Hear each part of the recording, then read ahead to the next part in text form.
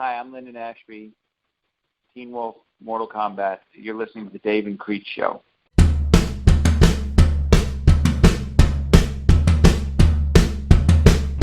This is the Dave and Creech Show, the only podcast where podcaster CJ Creech and actor Dave Sheridan come together to talk all things entertainment with your favorite entertainers. Want to ask our guests a question? Tweet them to @DaveSheridan or @CJCNOV88, and they may be asked to our guests live on the show. We do have to ask you stay seated during the podcast because this ride may get a little bit hilarious. Now here's your hosts, Dave and Creech. Hey everybody, welcome to the Dave and Creech Show. This is episode 30. I cannot believe we've had this many episodes, but I am one half of your hosting team. I am CJ Creech. Dave Sheridan will be joining us very shortly. We've got a great episode for you today, guys. There's going to be finally some talk about what's been going on at Comic-Con, and actually one of the biggest news coming out of Comic-Con is the announcement that Teen Wolf is going to be ending with this upcoming season. Speaking of Teen Wolf, our guest today is from Teen Wolf. He's been on it since the beginning. He played Sheriff Stilinski in Teen Wolf, Linden Ashby. He's also Johnny Cage in the original and in my opinion, the best version of Mortal Kombat ever created on film. He's been in Resident Evil Extinction, and he is coming to us courtesy of his newest film, Beta Test, which came out last week, which you can check out in select theaters, starring him, Lorenz Tate, and Manu Bennett. It's a great film. I thoroughly enjoyed it. And since a majority of you may be listening to this for the first time, we're not going to take too much time getting into this interview, because I know that's probably what you're here for. But me and my co-host, Dave Sheridan, we talk entertainment, we talk news, and if you don't know Dave by just his real name, he's Doofy in Scary Movie. But we're a comedy podcast. We hope you enjoy the interviews, and we hope you stick around for more episodes. If you want, we do announce on our Twitter, @Dave and Creech, when we have guests. And if you tweet to @Dave and Creech or to me and Dave's personal Twitter accounts, your question can be asked to these actors. Now, before we continue, we do have to issue a warning.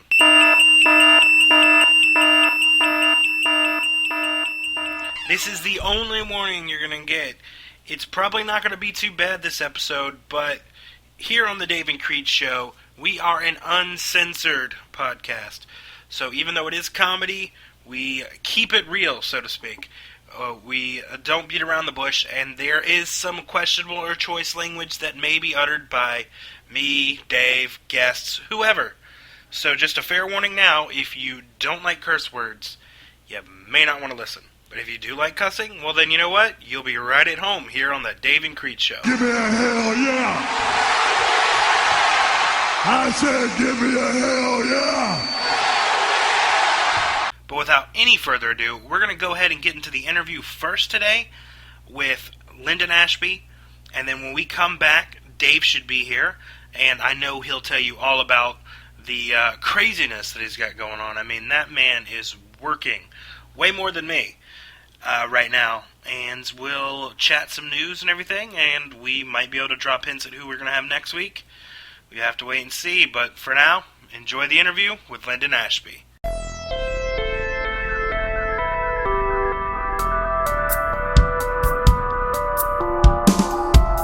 Hey, Linden, this is CJ from the Dave and Creech Show. How are you doing? I'm good, man. How are you? I am pretty good. Well, I guess we'll start from the beginning. For our listeners who may not be familiar with your work or familiar with you, how did you get started in the industry? Wow. I guess I was in Colorado going to college and started doing theater and really liked it, really enjoyed it, and thought this is what I want to do with my life. And I knew that I wasn't in the right place to do that, so I dropped out of school after my third year, my junior year, and moved to New York and studied at the Neighborhood Playhouse with Sandy Meisner. And I spent 2 years there, and it was this kind of transformative event for me in my life. And he was an amazing teacher, and all the teachers at the Neighborhood Playhouse were absolutely amazing. And then I got out of school. I graduated. I got an agent. I started doing, work around New York. I started doing off-Broadway, off-Broadway, regional theater, television spots, a couple commercials. And then I eventually, I guess, a year or so out, I don't know how long it was actually. I'm not actually sure. I got on a ABC daytime soap called Loving, and I did that show. And I met my wife, Susan, on that show. She played my cousin, and we got married, and then we moved to L.A. and started working in L.A., and the rest is, I don't know. I mean, that's my life in a nutshell. Also, you are a martial artist. How did you get into that? I boxed in college, not collegiately because they didn't have that at that point. But I boxed in amateur leading up to Golden Gloves. Around, I was in school in Durango, and then we got on to Farmington and fight, and enjoyed that. And then around sometime in New York, started studying a little karate, and kind of kept involved in it. And then, I guess, Mortal Kombat came along, and I had a fight background. I had some, pretty good hands, okay feet, and started training more and more and more. And, I've never gotten a black belt in anything. I've studied a bunch of different stuff.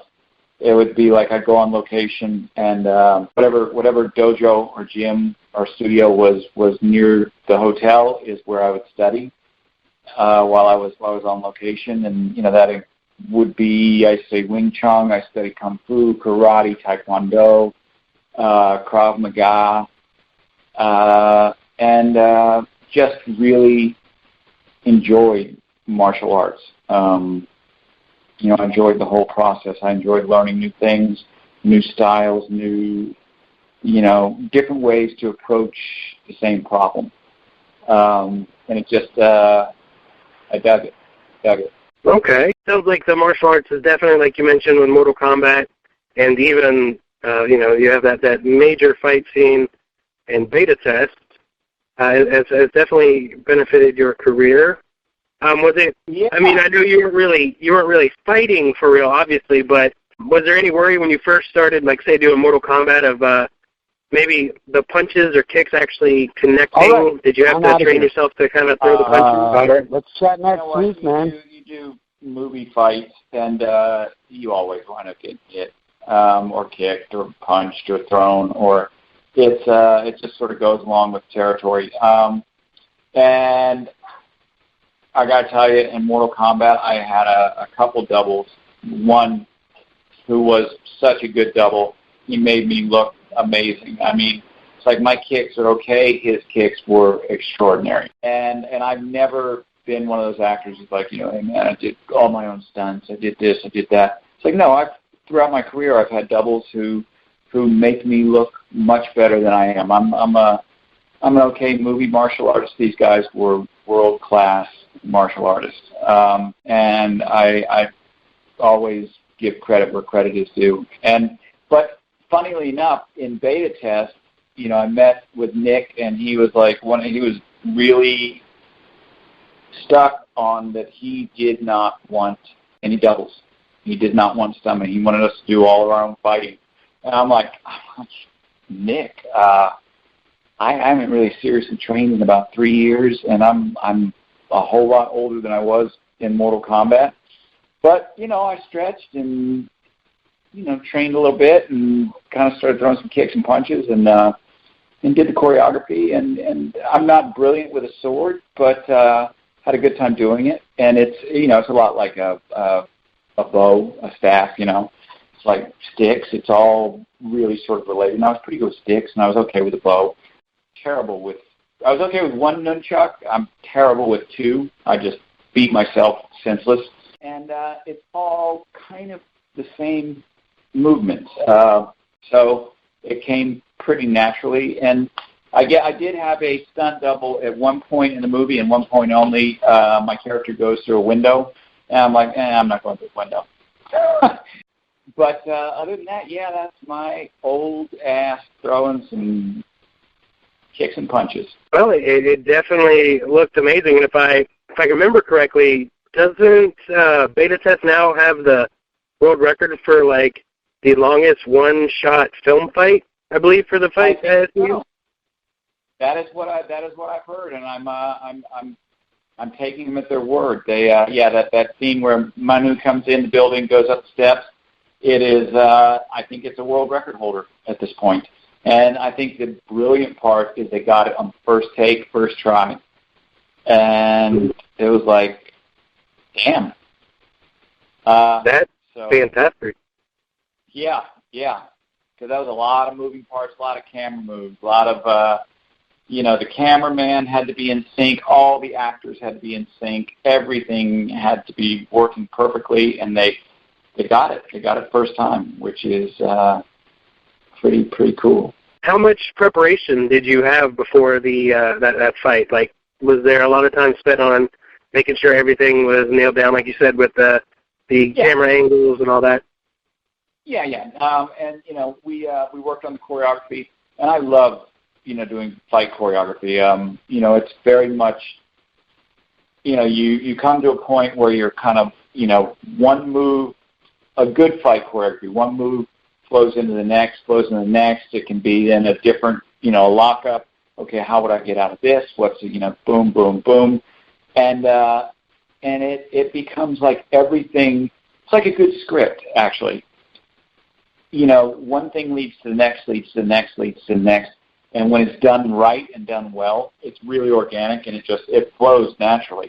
Manu and I, we worked on it, got it down, and I think we were pretty quick. And with the swords, you really have to trust somebody, because those are real swords, and I have no desire to go home having been stabbed or hacked with a sword. You really have to trust the person you're working with, and I trusted him, he trusted me, and we came out in one piece.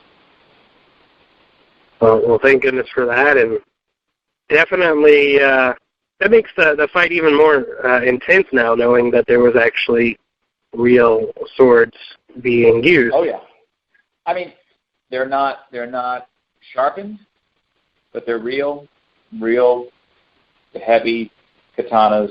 They you don't want to get hit with one of those. Yeah, that wouldn't end well at all, definitely. No. Now, like you were saying earlier, that about it being many years later, you had been out of the practice of, say, martial arts for 3 years. How long did it take to kind of get back into fighting shape for that?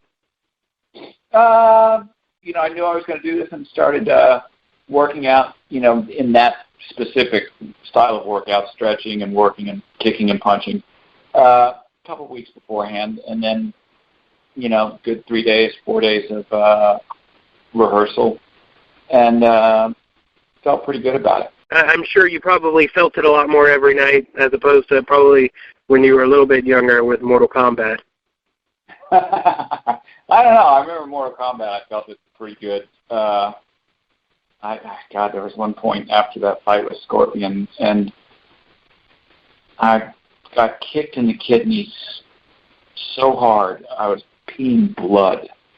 And I had a back pad on, and it was an axe kick that came down on my back, and just his heel just missed the pad, got me in the kidney, and it was just one of those things that you're just like, oh my God. Yeah. But no, I felt okay on this. I felt pretty good. Felt, not hurting that bad at night. It was fun. It was fun to be back in it. Going back to Mortal Kombat, really quick. Is there any funny stories from making that movie that you can remember? Because, I mean, obviously, it's a semi-serious movie. It was based off a video game and everything.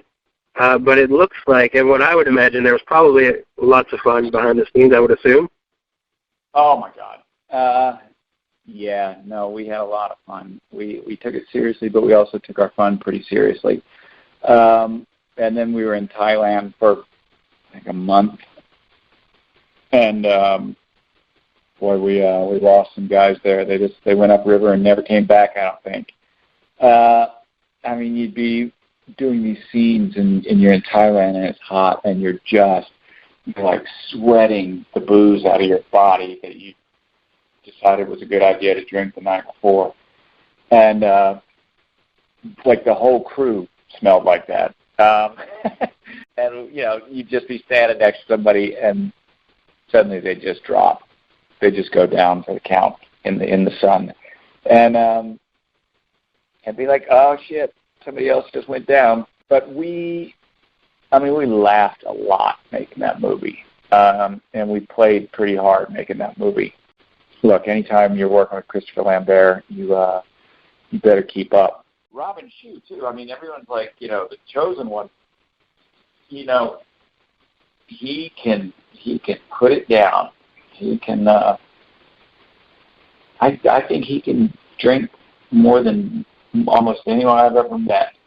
And I've only seen him really, like, just one time where, you know, it's just the whole body's kind of doing the sway, and he's standing there, and it's like, you know, where the person is just, like, hyper-focused on everything they're doing because they are just trashed.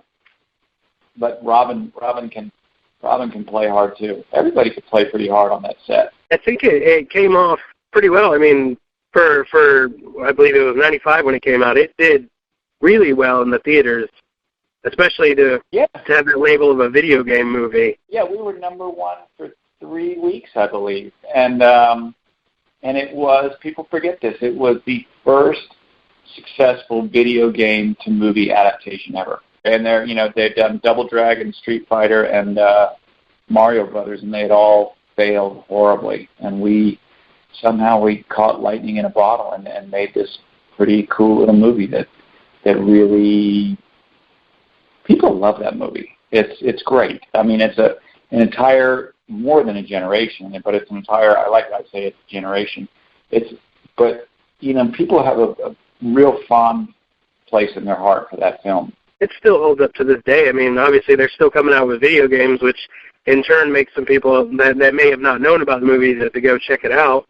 And there's still that passionate fan base, like you were mentioning, that have been clamoring for another film. I think that it would be so much fun to get the band back together and make that movie. I mean, I'd want Paul to direct it. I'd want Rob, you know.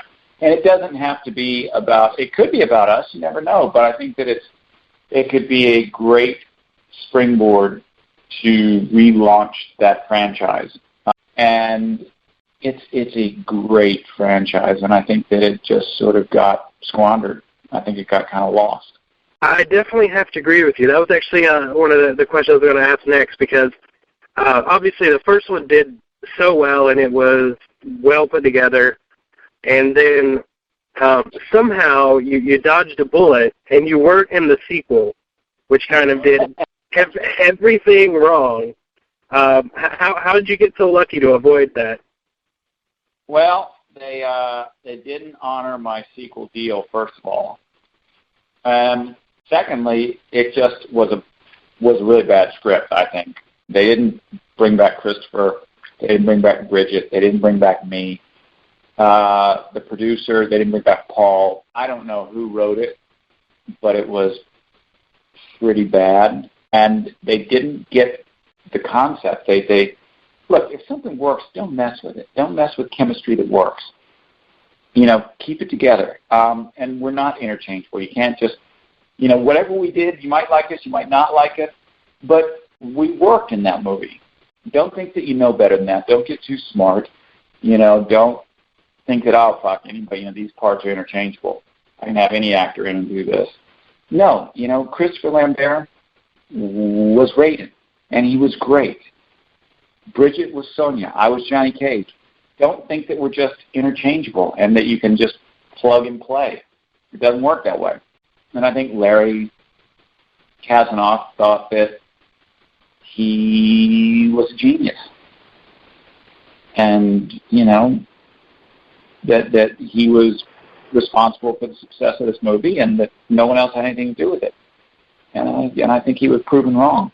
I would definitely agree. So I'm pretty sure probably when it came out and it did so poorly, both critically and financially, you probably breathed a huge sigh of relief that everything fell through for that.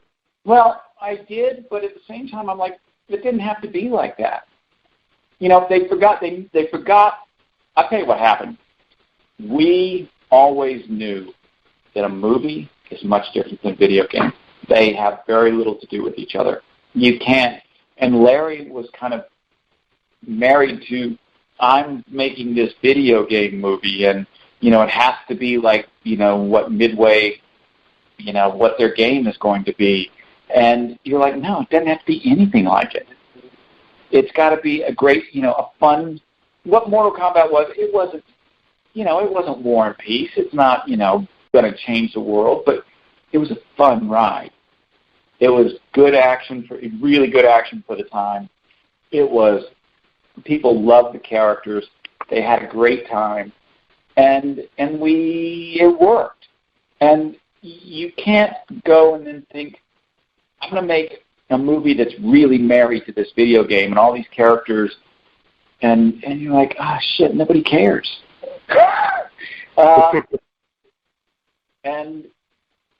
And so, no, I didn't actually breathe a sigh of relief. I was frustrated because I'm like, it didn't have to be like that. It didn't, you didn't have to do it like that. And so I was kind of sad, actually. As we're continuing along through your career, you obviously, you kept busy. You were acting in various projects and even daytime soap. And one of the movies that came up, actually, you returned to the video game movie genre with Resident Evil Extinction. Yeah. How was that? Oh, that was a blast. Paul directed that. Russell directed that. Paul wrote it and produced it. And that, once again, that was one of those things that he called and said, hey, you want to do this little part? And I went, sure, sounds fun. Went and did it, and we were in Mexicali and in Mexico City and had a good time doing it. And that was when I got to know Russell Mulcahy. And he is director-producer on Teen Wolf. And, he's really one of my favorite people in the world. And love him. And so talented. And you also got to be involved with the zombie movie before it blew up again with the Walking Dead. I know. Yeah, zombies. And they were fast zombies in this movie. They weren't even slow moving. They were pretty quick. Yeah, if I remember correctly, it's been a while since I've seen the movie, but I believe didn't you die when you fell off something? I was on the Eiffel Tower in Las Vegas, and these quick-moving zombies got me. Because I was protecting everybody. I was shooting zombies, and then they got me. They jumped on me, got me, and I fell off the Eiffel Tower. Okay, yeah, I remember you falling. And how was it working with Mila? I love Mila. Mila and Paul are married. Paul is one of my really good friends. Mila has become a really good friend. Know their whole family, and we hang out quite a bit. They have a place near us in Malibu. It's funny with someone like Mila because you watch, The Fifth Element, or you watch, any of her, her movies, and you're like, oh my God, that is that's one of the most beautiful women in the world. And then you get to know her, and you go, she's still one of the most beautiful women in the world, but she's a dame, in the best possible way. She's real, and it's always fun to meet people like that and to hang out with people like that and get to know people like that. Because even though you're an actor and you've been in this business your whole life, you can be starstruck just like anybody else. And she's cool. She's very cool. Yeah, she seems like she would be probably a giant ball of energy. Oh, yeah. She is, but she's really what you don't know. Great mom, great wife, great cook, and really down to earth, and a genuinely nice person. That makes my admiration of her even more. All right, now I know you just brought up Teen Wolf. At Comic-Con, I believe it was yesterday, they announced that this coming season, I believe, is the final season. How has it how has it been to be on not only such a successful show as Teen Wolf has obviously been on MTV, but to be able to portray a character that's pretty beloved by all the fans? Well, it's funny because I started that show in 2009, I think, and I think we aired in 2010. I think I could be wrong, but that show changed my life. That show was so much fun to do. Is so much fun. I mean, we've still got 11 shows to film. We're not done yet. We're all like talking about it like it's over, and it's like, no, we have a whole season to shoot. I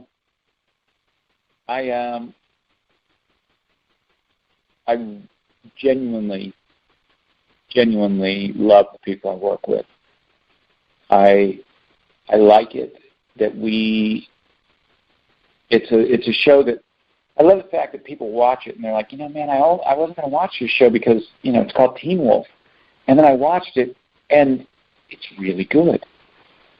And these are not kids; these are adults. We made this show that about a kid who gets bit by a werewolf, and it's about so much more than that. It's so much bigger than that, and it has touched people in positive ways, and it's kind of had a life of its own. And I'm just so proud and thankful to have been a part of something like that. And we made a good fucking TV show. We really did. And that's pretty cool. 6 seasons. And it's not like they canceled us. I think that I think Jeff kind of went, I don't want to just go out, fade away. I want to go out on our terms, and I want to go out with a bang, and I want to go out while we're still all, excited and happy to be doing it. And I totally respect that decision. Definitely, yeah. There's many shows out there that continue on way past the point that they're even, I wouldn't even say relevant, but they're good. So it is nice to see some like this, or say the Sopranos that went out when they were arguably on their the top of their game. Yeah, I mean, to me, Mad Men. I mean, I don't know if you're a fan, but I think that was one of the best TV shows ever made, and went out as good as it started. And the Sopranos, you don't want to hang on and be like, oh my God, is that thing still on? As much as you love the steady work and the paycheck, it's not what you're there to do. And that's yet another thing that I really loved about the show, is that we never settled for mediocrity. We swung for the fences pretty much all the time. And I like to think that most of the time we got there. I would say definitely, and I know all the fans would definitely agree with that as well. And I actually interviewed probably about 6 months ago. I had the pleasure of interviewing one of your co-stars, Melissa Ponzio. Oh, her? Yeah. And I love Melissa a lot. She's really sweet. she is sweet. She's such a good person. And, yeah, she's another one. You know what? She's nothing but good things to say. Yeah, and when I was interviewing her, one of the things that she said at the time was that one of the things she enjoyed most about working, especially, on Teen Wolf so long, is that it's kind of like all the younger actors, she got to watch them sort of grow up and mature as actors, and she enjoyed the family atmosphere that it would create. Would you agree with that? 100%. I remember going to the table read for the pilot, and we finish up, and I look at these two kids, and I go, Posey and Dylan, and I go, hey, well, do you guys want to go get a beer? And they're like, dude, we can't drink. We just turned 18. And it struck me like, oh, my God, they're really kids. They had, I don't know if they were even 18. I think they were 18. And I got to watch them grow up. I got to be a part of this amazing period of their lives where they went from being, kids who nobody knew at all to being these reluctant, really, because I don't think either one of them particularly loved celebrity, and they became pretty damn famous. And through it all, they didn't change much. They're still really good people, and they take the work seriously and they take the fun seriously, and I love them. I love those kids. They're like my kids without being my kids, and it was amazing to watch them grow up. It was amazing to watch us all go through this thing together, and to be a part of it, And the thing is, I think that while you're on it, you don't maybe appreciate it as much as you should. And I think that's the way life is sometimes. Is you don't fully appreciate how special and unique and rare something is until it's gone. And I think it's hitting everybody kind of hard today. Definitely. Yeah, it's isn't that also I don't know if it's Motley Crue, but I know there's an 80s song, Don't Know What You Got Until It's Gone. Hair metal, something like that. I'm thinking who did it. It might be. I hope dude, if I'm quoting the Crew, oh yeah. I've got the devil horns right now. You can't see them, but they are up. Now, with obviously, like we've been talking about with Teen Wolf wrapping up, if you had to bottle cap it right now, what would be your favorite memory of working on the show, or favorite moment? I have no idea. None. Too many to take it down to one. And with that being said, obviously, without spoilers, what can the fans look to for this upcoming final season? God, I don't know what I can talk about and what I can't talk about, but it's scary in a way that gets you at a very deep personal level. It deals with pretty adult themes and issues of what's real, what's not real, what makes a person, what makes him an individual.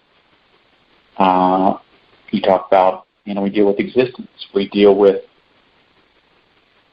a lot of kind of heady stuff, and it's scary. It's really scary. And I don't know. It's pretty damn good. It's really good. All right. Well, I don't know how much I can give away, but that's yeah. We definitely understand about the no spoilers things for sure. And that brings us to quote unquote the main event. with a beta test. Now, how did you find out about the movie? And I'm assuming this shot in between working on the seasons of Teen Wolf? It was. I got an offer to do this film, and then I talked to the director and writer, Nicholas Genie, and he, because I read it and I thought, all right, well, it's an interesting concept, but then he talked to me and he said, what I want to do is I want to make an homage, a throwback film to 1990s action films. And he, I've got a soft spot in my heart for that kind of thing, obviously. And he wanted me to play this part, and it's a throwback film. It's an homage to 90s films, but with a very much a 2016 twist. I mean, I don't think it could be any more timely, talking about gun control and corporate control. And if we had scripted it, yesterday, I think that it really works. But I love the fact that, the graphics. Because when I first saw them, I was like, really? This is it looks so, I'm going to use a bad word, and it looks so cheesy. It looks like, and then I went, it looks like something out of the 90s. And Nick's like, yeah, dummy, no kidding. And it's like the the logos, the news, the everything. It's got this very 90s kind of feel to it. The gaming aspect of it, which I think is another really cool part of the film, and that it's not animated. They actually built a game engine. It is a video game that was built specifically for the film, and they use it in a way that for budgetary reasons, if nothing else. I mean, you see the film through a video game point of view, and you do stuff that you couldn't do live action without a much bigger budget. And you've seen the film, right? Yes, I got to see the screener copy. Okay, so the thing on the back of the neck, the device that goes on the back of the neck, it couldn't be any more 90s if you tried. Yeah. And it's at first you're like I went, oh my God, this is so hokey. This is so 90s. And it's all on purpose. And it's all intentional. But it doesn't ever go to wink wink nudge nudge. But I think it's really great. I think what he did is he took what could have just been a B movie action flick and elevated it into something else. And I think that people are responding, people are digging it, and it's smart and it's good action and it's a good story and it's got that whole throwback element and it's pretty stylish and Yeah. Am I making any sense?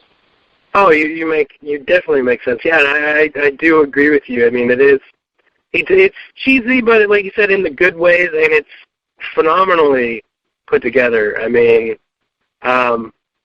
it actually, even if it may have not had the biggest budget, it looks like it was shot still for the most part like big movie style. Yeah. And yeah, I mean, that's actually pretty impressive that they actually made the game for those game scenes too. Yeah. I mean, we shot it in Seattle, and Nick knows everybody up there in Seattle, and that's that is a pretty big gaming city as far as game development. But yeah, it is cheesy. But then you go, it's cheesy on purpose. So it's almost like, oh wait, it doesn't count that it's cheesy. Yeah, I don't know. I loved it. Yeah, it's kind of like tongue in cheek. Yeah, as opposed to like in your face. Without ever going, wink, wink, nudge, nudge. Aren't we smart? Exactly. Plus, like you said, it does have that social commentary especially on Blue Control, that, I mean, with the events of the past couple of months, I mean, I could have even believed, that it was just one of those movies that you shot really fast right after that and somehow got it, all together in a month or two, because it seems so relevant right now, even though you shot it, probably about a year ago? Yeah, a year ago. Yep.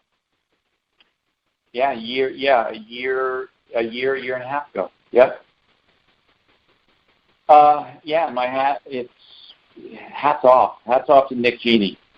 Definitely. And with the role of Kincaid, was there any sort of research you did before you started in the role? Is there anything you based your character off of? I don't think so, because he's saying a lot of things that I really agree with. It just turns out that he's absolutely batshit crazy by the end of it, but he's got a point. But yeah, it didn't. Yeah, no. So I didn't have to study anything or do anything like that. I kind of went with it. But once again, with phenomenal results, you did an amazing job, if I may say so myself. I was actually, I don't recall. I mean, it's been a while, but I believe this is one of your first villainous roles in a while, at least mainstream film. And I almost, because I'm used to Johnny Cage and Resident Evil and Teen Wolf, where you're playing the good guy. So how was it, once again, being able to let loose as a villain a little bit, kind of, so to speak, a villain? It was fun. It was really fun. It's like I say, I don't think that there's that. It's just fun, You go and you're not twisting your mustache, but or twirling your mustache, but he's wah ha ha ha ha. Oh my God! It's I was looking up something from Moby Dick when I said that, and I can't think of the exact quote, but what was it that Ahab says? His means are sane, but his hold on, let me see if I can find it. Now I'm in Wikipedia, and it's like craziness. Oh yeah, that's Pandora's box of information right there. Yeah. My means are sane, but my motive and my object are mad, and I think that's very much Kincaid. What he's going for is sane, but the way he achieves it is mad. He's absolutely insane. Now, did you think you were going to get a Moby Dick tweet in your interview? I didn't, actually. That's actually fairly impressive. That's definitely your first. What? My first what? No, that's definitely a first for us with the Moby Dick. All my means are sane, my motive and my object mad. Mm-hmm. Learn something new every day. Yeah. Well, especially when you're on Wikipedia. I mean. Oh, what did we do before Wikipedia? I don't know. I seem to remember, my parents having these giant books of encyclopedias that I never used. Yeah. And then, of course, 10 years later. Encyclopedia Britannica and the World Book Encyclopedia. Yep. Yeah. But, of course, they had, the older ones, so it's by the time I needed them, the information was about 10 years older, so some of the stuff wasn't relevant anymore. But, of course, Wikipedia still wasn't around, so I was like, I don't know what I got to do. Time to go to the library. Yeah, the Earth is flat, and if you sail too far, you're going to fall off the edge. There are still people who believe the Earth is flat. That there is. And they made news recently, too. I mean, that's... They did about it. Yeah. Yeah, it is a... Yeah. Yeah, boy, that's... that's like, yep, you hang on to that. You can argue your case all you want. It's a big conspiracy theory. This whole world is a globe thing. Who would believe that? I mean, look. I know, right? You would fall off if it wasn't flat. I'm afraid to drive too far because, I might just, fly off the earth. Yeah, that can happen. And what's the other thing? I actually had a conversation with somebody who, when I drove from New York to Florida, and they said, well, did you get better mileage going there than you did coming back? I said, no, why? And they go, well, because you're going downhill. I went, what? And they're like, well, the Earth. You're like going down the Earth to get there. And I was like, oh, my God. I definitely feel you on that one. I've made many drive from Charleston to New York, and it's a nightmare. And I know Florida is probably about 8 hours further than Charleston, so that's just I think it's only about 4. About 4. 3 or 4. It's pretty close to the border, at least. Yeah. Well, then I had another conversation with a person at Teen Wolf, and they will remain nameless. And I got a ride to the airport with her, and she had grown up somewhere like in Kentucky or Tennessee or something.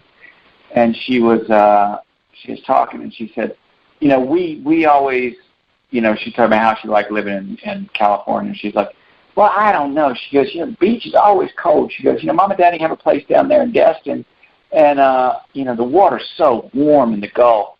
I love that. And she goes, out here it's just so cold, but it's warm there. She goes, I guess that's due to it being man-made and all. And I went, what? And she goes, the Gulf of Mexico. They that's man-made. They dug that, didn't they? And I went, I think they did. Yes, they. The Gulf of Mexico is man-made.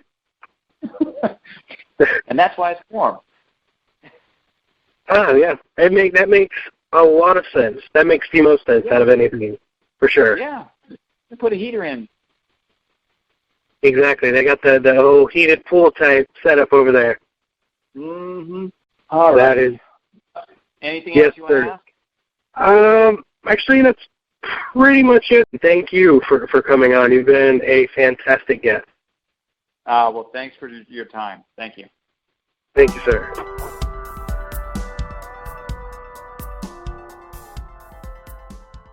Creech, how are you doing? I'm doing all right, I guess. Man, it has been a long week. I've just been in the field on that construction site from 6 a.m. to midnight every day for almost 7 days a week for the last 3 weeks. It's crazy. That sounds horrible. If I sound tired, I'm beyond tired. Man, I haven't even seen my family for 3 weeks, and I'm living in the same house. It's crazy. But, plus the heat, on top of that. Oh, yeah. And it's been hot, definitely, recently. Yep. Yeah.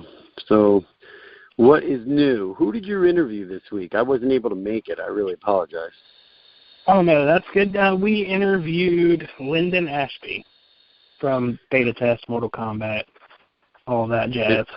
And a TV show, right? Isn't he from a big TV show? Yes, Teen Wolf. Oh, Teen Wolf, yeah. I've seen a few episodes of that. Friends of mine produce it. Never been in it. They shot it in Atlanta for a while, and then they got really good tax breaks in Los Angeles. They moved it back there where they have sets, and then they utilize those sets to make movies as well. So it worked out better for them. And then as long as they stay in production, they keep getting the tax breaks. So it's really good news that there's production being brought back to Los Angeles. And I think that show's good. My son used to watch a little bit of it in the first season because he's into wolves. and werewolves and stuff. Honestly, I haven't checked out MTV in a long, long time because I don't have cable. I don't really have a television, but so I just never have gone on Netflix to see if they've put any of those shows on Netflix or the Xfinity thing that I have. I have an Xfinity player. So well, I have to check it out. know. I think Teen Wolf's on there. I know Scream is on there. But honestly, you didn't miss much with MTV because it's for the past decade until just recently when they're starting to do more scripted television shows. It was all the reality stuff for the longest time. Right. Probably like the last decade.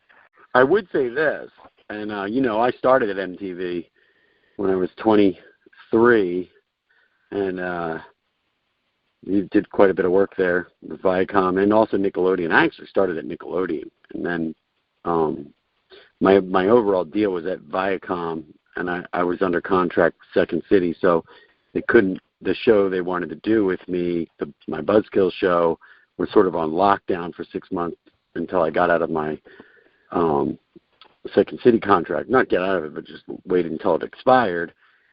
And therefore, then they put me at work on like the Teen Choice Awards at MTV.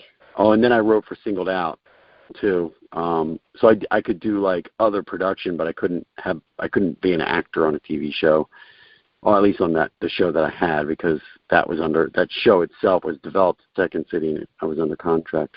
We had to wait for it to expire before we picked it up at MTV. But I mean, looking back, that was back then they were really getting very low on music videos, and it was shifting into Road Rules and Real World, and my show that went into Tom Green's show that went into Punk'd, and Teen Mom, lots of pregnancies. The Real World shifted into Sally Ann's show. Remember the Jersey Shore stuff? They had a really hot moment, didn't they? I wonder where any of them are at. Are they doing anything? Snooki, does she have a podcast like me? Maybe. She building a house. She actually. It's funny you mentioned Snooki. She just came out with a rap video this week. Yeah, well, she was always a big rapper in my mind. I mean, that's when I first saw her. I didn't even know why she was on a show like Jersey Shore, going like, what is she doing? Her rap career she's putting that on hold. So I'm glad she got that back on track, because when I first, you lay eyes on her and you say, this is probably the greatest rapper. There's Eminem and, Public Enemy and, all the greats. She's up there. I mean, they're going to have to basically get her in the Hall of Fame pretty dang quick. I'm not in the top Hall of Fame. So don't let that go. Don't let that go at all. Yeah, but on that tip of MTV, my daughter is 10, and somehow MTV came up, and I said, blah, blah, blah, MTV, and then she was like, what's that? I go, wait, you've never heard of MTV? She goes, no. And I was like, you've never heard of MTV? No.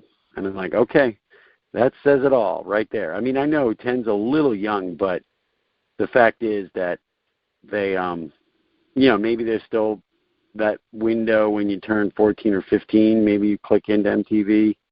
I feel like the torch being passed is being passed over for a generation that is more locked into apps like Musical.ly and Snapchat, and that is the new MTV, is sort of recording yourself, making putting a little funny filters on pictures of yourself and making you sing along videos. And I see kids out in my neighborhood all the time setting up their iPads and doing something in front of the camera. It's in the house that I'm building. Like, these girls are always working on they're always making videos with their dance routines or their cheerleading routines or gymnastics, whatever they're doing. It's funny to see them set the iPad up in the driveway and have their own little broadcast station. Every kid now with their devices, they have the broadcasting in the palm of their hands, and that's what they're growing up knowing. So 20 years from now, it will just be a chip somewhere implanted. Well, what else? My friends were just, commenting that they've never met a baby named Craig. Obviously there's lots of humans walking around by the name of Craig. Hey, Craig. Craig plays softball. Craig's the guy he's a bartender. Craig looks good in khakis all the time. Craigs are great guys. You know what I mean? They're generally good-looking dudes. They're not like, they're not ripped. They're not like, there's no guy named Craig that's a Calvin Klein model that I know of, but they're also not like, like large, fat slobs of any kind. They're generally dudes that look good on a golf course. Craig, right? They wear polos well. But have you ever met a baby named Craig? I think we sort of deciphered that Craigs are born into a 12-year-old spectrum. They're immediately 12 when they're born. Never met a baby named Craig. Have you? Yeah, I don't think I have. God damn it, Creech. Oh, wait, you said, yeah, you don't know that you have. No, I haven't. Hold on. Yeah, you're being like my wife here. You're answering with a positive to a negative. Drives me crazy. So the real answer was no, you haven't. Yes. No, I haven't. Oh, you just said it again. Yes. I mean, yes. No, I haven't. Well, no, wait, no, you have never met a baby named Craig, which means you have met? That's two negatives. You really need to think about how you're going to answer this question. Let's try it one more time. I have never, ever met a baby named Craig. There you go. Well, I'm extremely excited that I can actually use that political soundbite again. This is a political moment. America, fuck yeah! Paid for by the people that think America is fucking awesome. America, fuck yeah! I'm Dave Sheridan, and I approve this message, I think.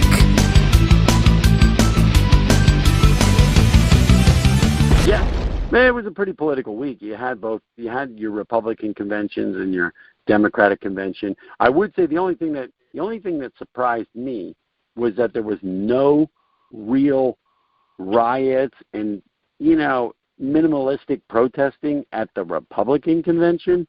You would think that there was going to be people out in arms and trying to stop Trump or, and really gang up in that kind of area. But on the flip side, the Democratic convention had major, protests from the Black Lives Matter and the Bernie or Bust people. And it got violent, and there was arrests, and they there was violence, there was fights, and you didn't see that coming, in my mind. Except the only fact that the reason that was is that shows you the difference between Philadelphia, which is the city of brotherly love, and Cleveland. Cleveland is you got Drew Carey people in Cleveland, right? They're kind of middle America. They're kind of nice. They're a little bit nicer. Philly is the rudest, known as being the rudest fans in sports. They are very crude people, and they enjoy being crude. You know what I mean? They get off on it. So they're it's a rough town, Philadelphia. So I will say that there was I had a friend who actually was there.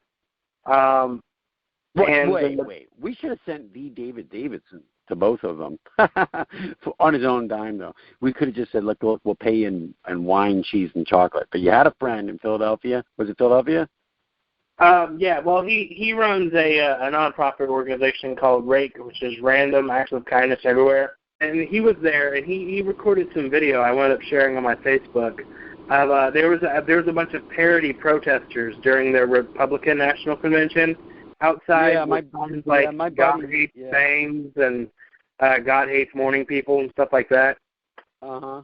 My buddy went there, too. He had a sign that said something like, what do we want? Time travel. When do we want it? It's irrelevant. You know what I mean? It's like there was a lot of them. They all went, and just, what do you want to call it? Dadaist, sort of anarchy, anti-protest. You know what I mean? They just went there to fucking have stupid signs, get videotaped and shit like that. So that's funny. Yeah, he sent me a couple because they were there. I have a lot of buddies up there, and they went and partaked in it all. strictly out of let's get drunk and go fuck around.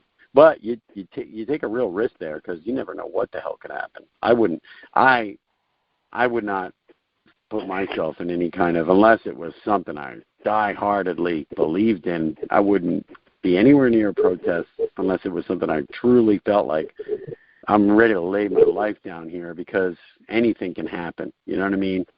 Accidents can happen. So, what else is going on? We haven't talked about movies in a while. I didn't get to the movies lately. There's actually something I want you to check, but I'm going to wait to do that for next week. Okay. So it's like this 4-minute video, but I'll wait till you're 100% like, you know, able to watch it because it's gonna. Yeah, I can't watch it now on my phone. Yeah, I'm sitting in my phone. Yeah, it's gonna. When you watch it next week, it's gonna change your perspective on things. On things? On things. Mainly Shrek. Things. It's going to change my perspective on Shrek. Yeah. Yeah, but you said things, so I'm thinking like, okay, a bottle opener, a ball of rubber bands, paper clips, you know, things that I have in a junk drawer. Would it change my perspective on that? It could. Okay. Well, then I'm interested. Because that's a very broad comment, you know what I mean? It was introduced to me by Katie, who you met, and Charlotte, and it made me see things differently too. So I'm pretty sure it will make you as well. Now you get me depressed. Well, I will check it. Please text me the link, and I'll check it out before I go to bed. Should I watch it before I go to bed, or should I wait until the morning? I mean, I wouldn't want to, like, change my perspective on things as I'm trying to sleep, because then, you know, I don't know if that's going to be a good night's sleep. I'd rather wake up fresh and then watch it and have a whole new start to my day. It's actually in the email, but I feel like if we're doing the internet one next week, you should wait and just watch it, like, when we're recording to get your reaction to it, because it's one of those that has a kick. Oh, it has a kick. Okay. It takes a hard left turn, and you're like, what the hell is going on? All right. Now you're building it up a little too much, though. So I hope it, you know, might want to. Let's not oversell it. We don't know. You know, you don't know me. I'm a lot older than you. It takes a lot to move me, man. I've seen a lot in life. I don't know. Everybody, I've shown this to a lot of people since I shared my pain after it was introduced to me, and everybody has a reaction to it. Let's just put it that way. Good. I will check it out. So, yeah. So what else is going on in the news and stuff? Well, entertainment-wise, I mean, we are now officially, as of, I think, Saturday was the last day of Comic-Con. And, there was a ton of new information about all sorts of movies that came out. And all sorts of new trailers and information. Obviously, The Walking Dead Season 7 trailer was released. And now, did you send me that link too, or? I didn't. Okay, got it. Have you seen it? Yes, I have. Okay. What did you think of it? It's good. It's definitely, I mean, obviously we didn't think they were going to give away anything in the trailer, and they really don't. I mean, they focus on the characters that you knew were alive at that point. But it looks intense. It really does. Yeah, I think you know what? I think this season, because of last season, well, actually, is this the second half of the season? It's the new season. New season. Yeah. You know, I think this season they should just make it nonstop intense. And I know that it's a production thing and it's hard for them to keep that up, but don't you think you're kind of like ready just to say, I want to watch a season that just gets back to the thing just being, you know, pretty fast-paced and lots of flesh getting eaten and ripped and lots of people stabbing each other in the backs and some deaths. You know what I'm saying? I'm tired. I don't want to like see more episodes of people trying to reflect on who they used to be and who they are now. It's like, let's get over it. You know, you are what you are now. You know what I'm saying? It's like, I don't need. Well, hopefully there's not grieving episodes too, because those really drug down the series thing. Yeah, it's like, you know, if you're still emotionally attached to anything, you know, I'm talking to characters. It's kind of like at a certain point where it's like, you know, there's got to be a point where, you know, just like in say war, you know, let's say World War II, and you've got a Charlie company, and there's 15 guys, you know, and your first two dudes that get it, Johnny and Scotty Boy, right?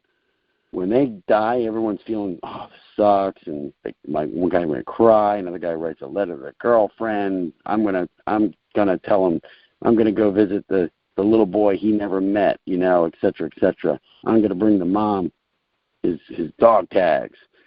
But then, you know, a couple years into the war, and people are, you know, you're losing more guys. At a certain point, it just becomes part of your, hey, man, this is war.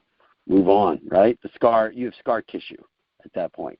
I think there's got to be some emotional scar tissue to these characters where they, you know, I'm hoping that now some people might get turned off on that, going like, they're not human anymore, or they're not whatever. But I think that's got to be a part of it's got to start to play into that, because, you know, way back when, and they call it the Dark Ages, but even before that, you know, with barbarians and whatever our societies were, we were a much, you know, I'm going to tell you right now, Vikings and stuff, people got their heads chopped off and they didn't think much of it. Well, Creech, it's been a pleasure chatting with you this week. I apologize to our listeners and yourself if I have a slight lack of energy. If you don't sense a lack of energy, well, then I've done a great job, more than I've ever done. But I am completely beat and tired. I got to figure out. I'm to the point where I'm so tired, and that's what I've been all week.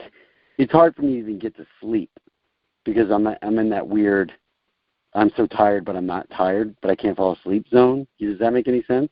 Because my motor's just been like trained to just keep going. But in the morning, it's really tough. I mean, I got to pry myself up, and I make myself a cup of coffee. Well, when I say a cup, it's like a jug of coffee. I make it the night before, and I put it by my bedside, so that when, you know, 5:30 rolls around, I hit the snooze, obviously, and I just guzzle. I chug that cup of coffee, and then I prop myself up, you know, on pillows, because it's sort of like that helps get the blood going, you know, away from wherever it was, you know, it starts getting all the little synapses are triggered to start moving a little bit more when you get vertical, you know. So prop myself up, and then I like read in USA Today on the app and try to see what happened overnight. Is there anything interesting? But that once I start reading little articles, that wakes me up too. So what does that have to do with anything? Nothing. I'm just wanting to tell people how tired I am. And I don't want to do a podcast where I keep saying, I'm tired. So hopefully this will end very soon. Not the podcast, but me being tired. But either way, it was a pleasure. Fun catching up with you. You and I were all week. It was like, okay, I can do this. And then I'm like, I'm still at the site. So the bottom line is, that is episode 30 or 29. What are we at, Creech? We are at 30. 30! Gosh, we're getting old fast. So, all right. Well, that's it. That's our show this week. Come again next week. You've been listening to the Dave and Creech Show. All right. Chat later, man. All right, man. All right, bye. Shut up and sit down.